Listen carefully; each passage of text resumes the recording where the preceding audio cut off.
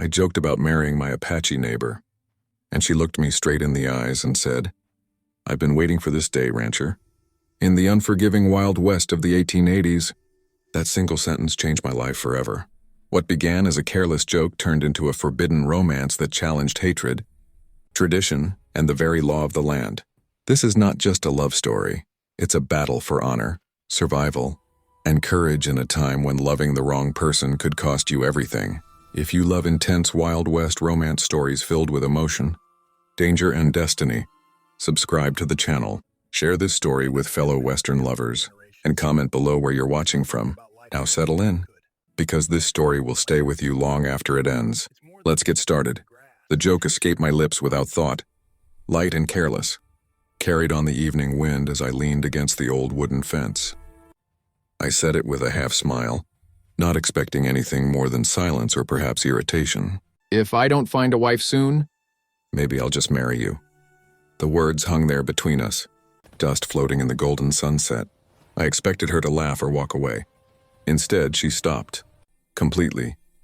Her stillness felt heavier than anger, heavier than shock, as if the land itself was waiting for her response. In that moment, I realized some words are never jokes, even when spoken lightly. She turned toward me slowly, her dark eyes steady and unblinking. There was no surprise in her face, no confusion, only a quiet certainty that made my chest tighten. "I've been waiting for this day, rancher," she said, her voice calm but unyielding. The world seemed to tilt. My breath caught and the faint confidence I carried vanished. I had meant nothing by it, or so I told myself, but her response exposed something I had buried deep. I tried to laugh it off, to take the words back, but once spoken, they refused to return. Her gaze told me she had already crossed a line long before I had. I told her it was only a joke, my voice rough and unsure. But even as I spoke, I knew I was lying. She stepped closer, not invading my space, simply standing where I could no longer pretend distance existed. "Men joke about what they fear to speak plainly," she replied. Her words cut clean, not cruel, just true. I had lost my wife years ago, lost my unborn child, and with them, I believed I had lost my right to happiness. Naya, my Apache neighbor, had seen through me from the beginning, and now she was asking me to see myself. That night, sleep refused to come. I lay awake listening to the wind scrape against the walls of my ranch house, replaying her words over and over. I had known Naya for years, yet I had never truly considered what she felt, or what I felt in return. She had come to this land alone, carrying her past with quiet dignity. People whispered about her, warned me to keep my distance, but I never listened. She was stronger, wiser, and kinder than most people in town. Somewhere along the way, she had become a part of my life without my permission, and I had let it happen. By morning, the decision I feared most stood before me. Naya arrived just after sunrise, walking toward my ranch with purpose, not hesitation. She spoke plainly, without accusation. She told me she would not chase a man, but she would not ignore words spoken from the heart, even when disguised as humor. I admitted my fear then, my hesitation, my worry about judgment and failure. She listened silently, allowing me the dignity of honesty. When I finished, she spoke softly. "I have lost more than you can imagine," she said. "I will not lose time waiting for a man afraid to live." Her words forced me to confront myself. I had built walls higher than any fence on my land, convincing myself they were protection. In truth, they were prisons. The town already judged her for existing. Marrying me would only sharpen their cruelty, yet she stood there unafraid. That courage humbled me. Over the following days, we spoke often, no longer skirting around unspoken truths. We shared stories we had never voiced aloud. She told me of her family, her tribe, the fire and violence that had taken everything from her. I told her of the winter that broke me, of the silence that followed my wife's death. With every conversation, the distance between us faded. Walking beside her in the evenings felt natural, as though the land had always intended it. She laughed quietly, thoughtfully, never wasting words. I admired her strength, not the loud kind, but the kind that survives loss without bitterness. The more time we spent together, the clearer it became that this was not a sudden decision born from a careless joke. It was something growing for years, unnoticed, waiting for courage. Still, the town's reaction loomed over us like a storm cloud, threatening to break at any moment. Rumors spread quickly, sharper than any blade. Some warned me outright. Others hid their disapproval behind polite smiles. They spoke of bloodlines, of tradition, of danger. I listened, but their words held less power than before. Naya never asked me to defend her. She stood tall, meeting every stare with calm resolve. One evening, I handed her a simple silver ring, my hands unsteady. I told her I did not know how to be perfect, but I knew I wanted to face life with her. She accepted without tears, without dramatics, only a soft smile that felt like sunrise. Our engagement was not celebrated. Doors closed. Invitations disappeared. Yet something stronger than approval bound us together. She taught me patience, how to listen before reacting. I taught her the rhythms of ranch life, though she already understood the land better than I did. When we spoke of marriage, it was not about escape or protection, but partnership. She did not need saving, and I did not need fixing. We simply chose each other, knowing the road ahead would be harsh. That honesty would change everything. We found a small group hiding in the ravines. Women, children, elders, driven from their last refuge by violence. Their eyes were filled with the same fear I had seen in Naya when she spoke of her past. She knelt among them, speaking softly in her language, offering reassurance I could not understand but deeply felt. Bringing them to the ranch was a risk. Harboring Apache families could ignite a war, yet how could I refuse? This land had given me life, and now it demanded something in return. We hid them in the northern valley, providing food and water, guarding them at night. Word spread quickly. Some townsfolk accused me of treason.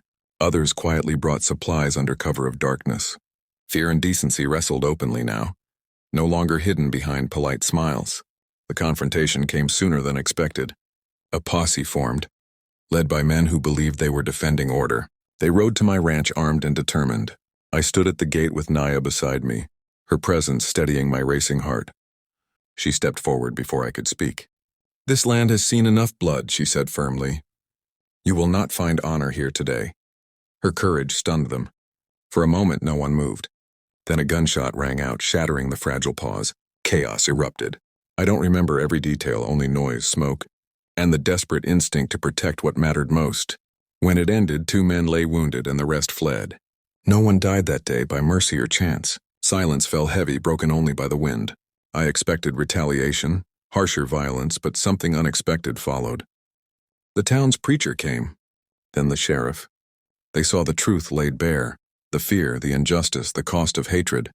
Not everyone changed, but enough did. In the weeks that followed, an agreement was reached. The Apache families would be allowed safe passage north. The ranch would remain untouched. It was not justice, not fully, but it was peace enough to survive. Saying goodbye was harder than I expected. Naya stood tall as her people prepared to leave, sorrow and pride woven together in her expression. When they were gone, the land felt quieter, heavier with memory. I feared she would leave too, that her duty would pull her away from me. One evening, as the sun bled into the horizon, I asked her if she regretted choosing this life. She took my hands, her touch grounding me. "I chose you," she said simply, "and you chose me. That is enough." In that moment, I understood love was not about escaping pain, but standing firm despite it. Years passed. The scars remained, but they softened. The town slowly changed, learning to accept what it once feared. Children grew up seeing us not as a warning, but as a reminder that strength comes in many forms. Our ranch thrived not just with cattle, but with laughter, stories, and quiet evenings by the fire. Naya taught our children the old ways, and I taught them the new blending worlds that once seemed impossible to unite. Sometimes I think back to that careless joke spoken at sunset. How close I came to dismissing fate with a laugh. Love did not arrive gently or safely. It arrived demanding courage, sacrifice, and honesty. And in choosing it, I found more than a wife. I found a partner, a teacher, and a truth I never knew I needed. In the unforgiving Wild West, where survival was everything, love became the bravest thing I ever fought for and the greatest victory I ever claimed. Time moved on and the land slowly learned to breathe again. The fence that once carried a message of hatred was replaced with stronger wood. But every time I passed it, I remembered that this ranch had been protected not only by hard work but by courage. Naya rose before sunrise each morning, offering quiet prayers before beginning her day. There was a calm strength in her presence, one that softened fear without ever denying it. Watching her, I understood that peace is not the absence of struggle, but the decision to endure it with grace. The town began to change, not all at once, but enough to matter.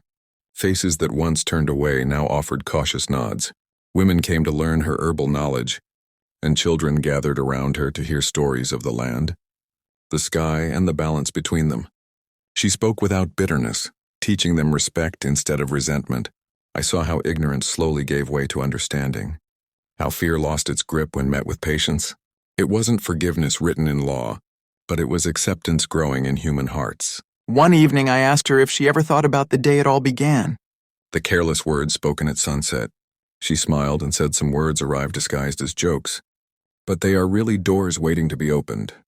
That day, she said, fate tested us and we chose honesty over fear.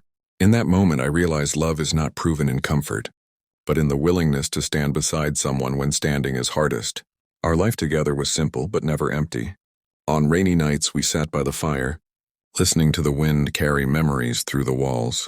There were moments of laughter, moments of silence, but never loneliness. As our children grew, they became bridges between two worlds once divided. They rode horses across open fields and sang songs taught by their mother, carrying both histories forward without shame.